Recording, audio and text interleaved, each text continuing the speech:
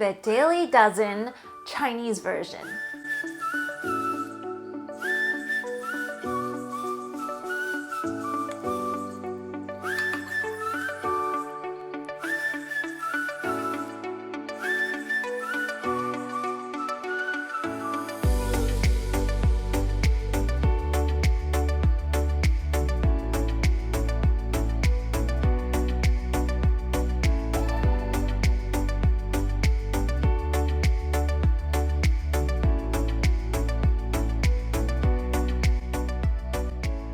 Hey guys, so the last time that I did the Japanese Daily Dozen, so many of you said that you wanted to see other versions of this. So this time, naturally, I am going to do a Chinese version. And so for those of you guys who don't know what the Daily Dozen is, it is basically this checklist of foods that you should be having during the day. And it was devised by Dr. Greger, an American physician, author that focuses a lot on plant-based nutrition. And he has actually an app for it. I'll put the link down below. Actually quite helpful. It's just basically during the day, there are 12 items, the dozen, that you should be eating during the day. So like nuts, seeds, fruits, vegetables, whole grains, yada yada. It's very simple because essentially when you eat them, you check them off. And so whether you're vegan, vegetarian, or meat eating, it's just a good idea to kind of check off the things that you should be having to maintain good health. So for this Chinese version, I'm really excited about the menu. I have a breakfast, lunch, dinner, and dessert. And I really wanted to make sure that these recipes and these foods were really what Chinese people ate. So we will go through them meal by meal, and I hope you guys all enjoy.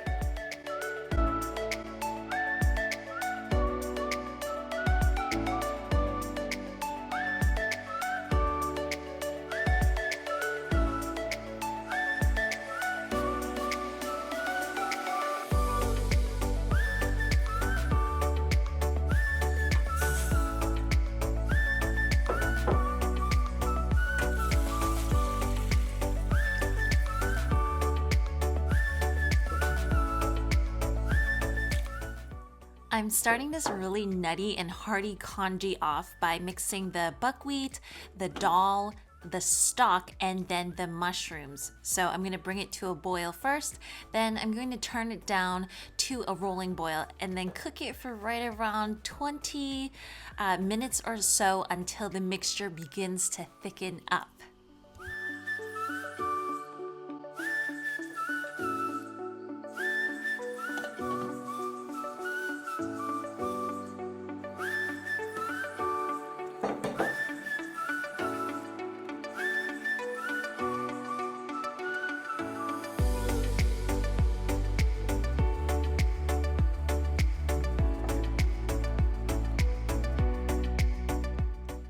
Next goes in my flax seeds, which will thicken up this mixture even more and get it nice and nutty. And if it does get too thick though, just add in, little bits of water at a time. And then towards the end, I'm going to add in the asparagus and then also the broccoli stems, and then just cook that a couple minutes until they become a little bit more tender. And then this is going to be ready to serve with some soy sauce.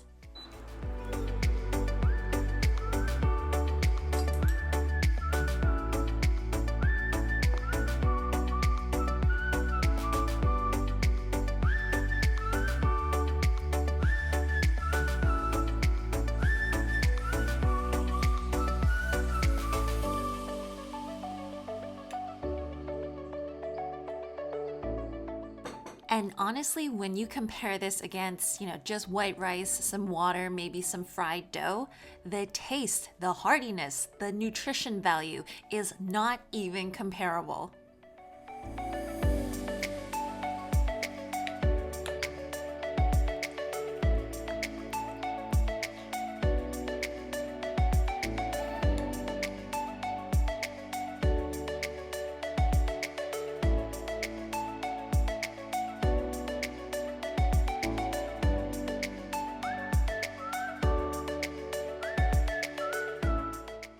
Now for lunch, I have a Chinese greens and lentil bao. And the cool thing about this bao, made from whole wheat flour that I've cut with some garbanzo bean flour. Because again, typically this is kind of like a white flour based type of bread. You want to infuse that with some nutrition, with some whole grain, with some protein as well. And because I've kind of divided it up, I have, wheat flour as well as the garbanzo bean flour, the bao was actually still surprisingly very light and very fluffy.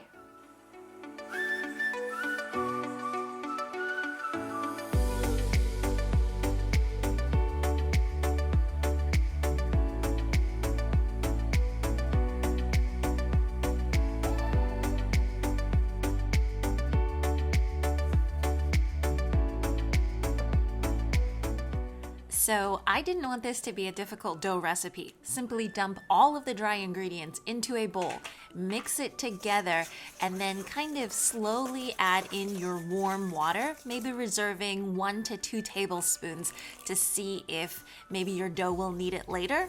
And afterwards, mix it with your chopsticks first so that you don't get your hands kind of dirty, and then just knead it together into a dough for right around 2 to 3 minutes.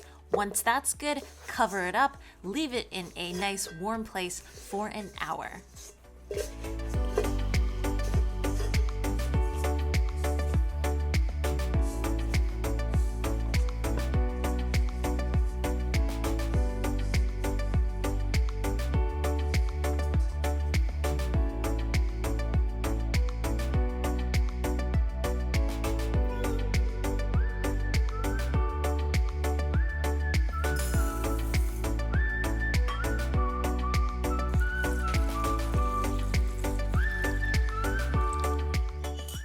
I'm going to cook the lentils and the vegetable broth together for just around 15 minutes or so. I'm not using too much liquid and I'm not cooking it too long because I still want the lentils to be nice and intact.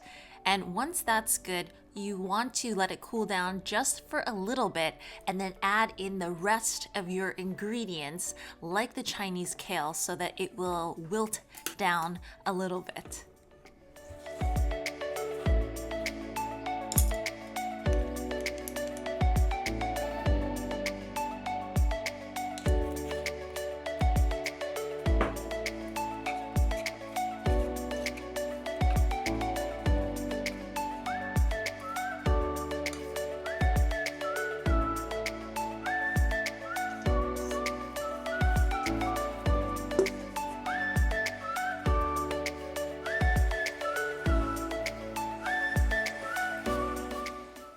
Once the filling has cooled, you just want to knead your dough for a couple of minutes just to wake it up. And this dough kind of has like a gluten-free, kind of half gluten-free, half wheat dough consistency, which is exactly what it is. And you want to divide your dough up to 6 balls. We're going to keep this super simple. So just kind of take some flour, you want to roll it out and still have the edges be a little bit thinner than the center. I'd say for the whole thing, right around 5 to 6 inches in diameter for this circle. And when you go to fill it up, right around 2-3 tablespoons of filling, and just seal it up. We are not playing around with pleating today.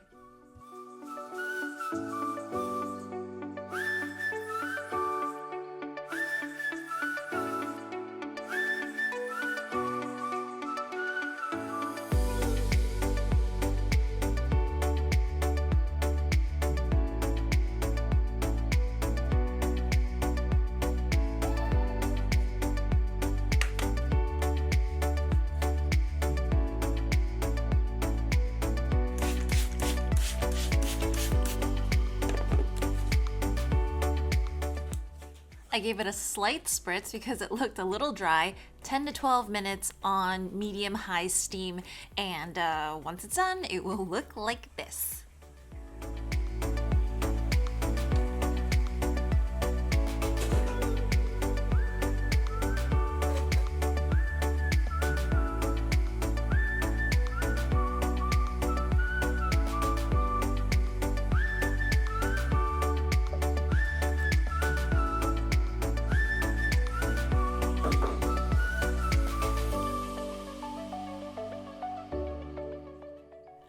pairing this guy up with a little spinach soup on the side to add to the greens, but feel free to just mix it with a salad of your choice. And you can see how hearty the middle and the interior is.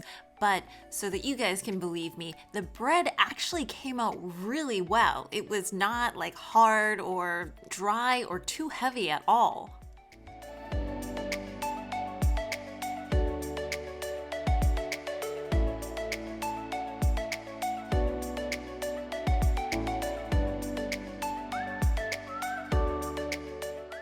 Now for dinner, I love this recipe and I've actually featured it before, but it's the healthy mapo tofu. And for those of you that are a little bit skeptical, mapo tofu is all in the sauce. It is all in the seasonings. So whatever you decide to put in it later on. So I've actually cut up some string beans. I've substituted the minced meat for lentils instead. Still crazy good. You put that over a bowl of brown rice or buckwheat or quinoa as we've done here. It is crazy, crazy good, crazy comforting, and just so filling and so delicious at the same time.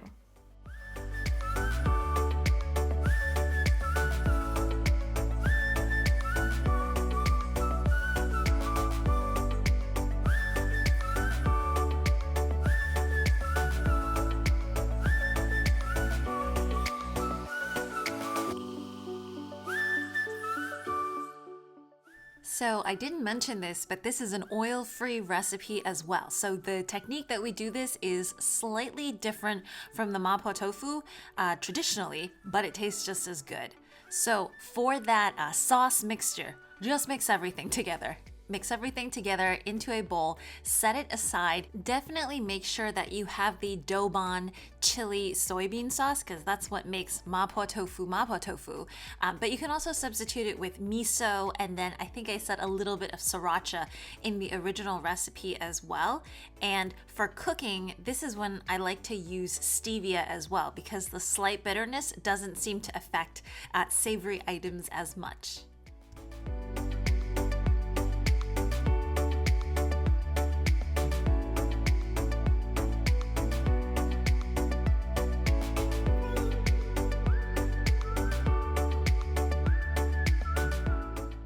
So over medium-high heat, I am just heating up my pre-cooked lentils and also the string beans that I've cut up, which by the way, has really great texture and I would use it over, peas any day. And I'm just pouring in the liquid, and once the liquid starts to thicken up from the cornstarch, I add in 1 package of silken tofu. We're not even gonna cut it and waste a cutting board. We're just gonna do it straight into the pan.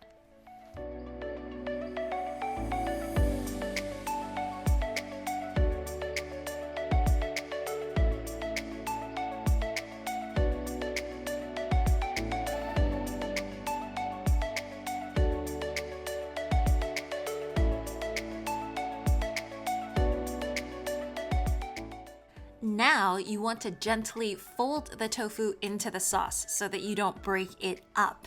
And afterwards, I add in a little bit of the Sichuan peppercorns, some scallions that I've chopped up, and then I always finish this dish off with a little bit of sesame oil. I know it's oil-free so that you guys don't have to, but it makes such a difference.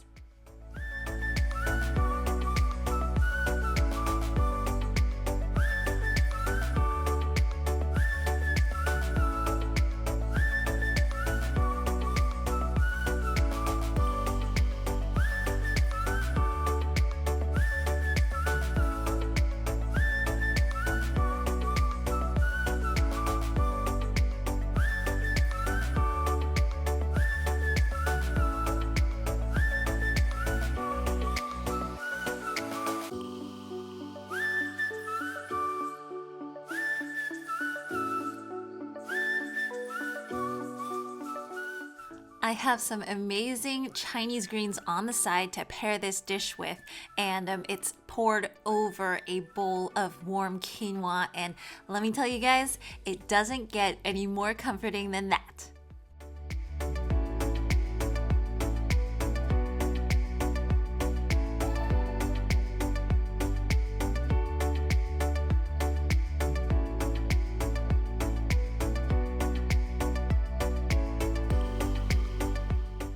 Now for dessert, very excited about this one.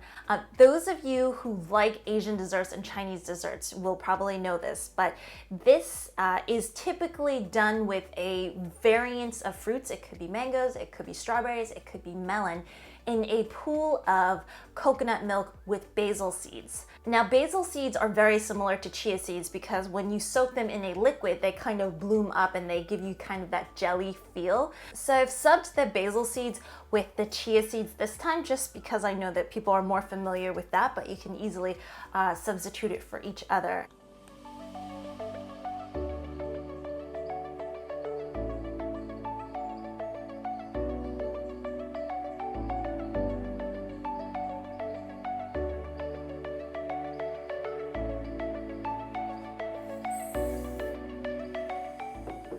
It's a crazy easy recipe, 1/4 cup of chia seeds or basil seeds, and you mix that with 1 cup of a light coconut milk. And I prefer the ones that they sell in the supermarkets that's in the carton and not the can because it's just so much lighter, but you still get that coconut flavor. And I'm mixing this with just a little bit of raw coconut sugar, but if you guys want, simply substitute it for stevia or another sweetener.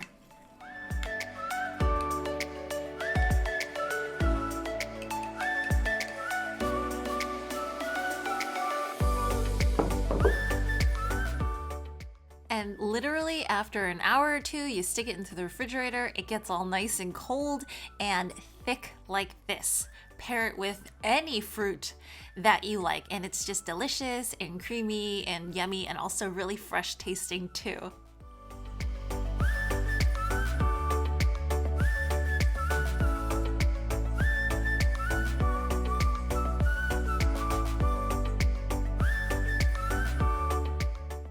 I didn't make a shake this time, so to complete your fruit requirements, these are little snacks that you guys can be having during the day.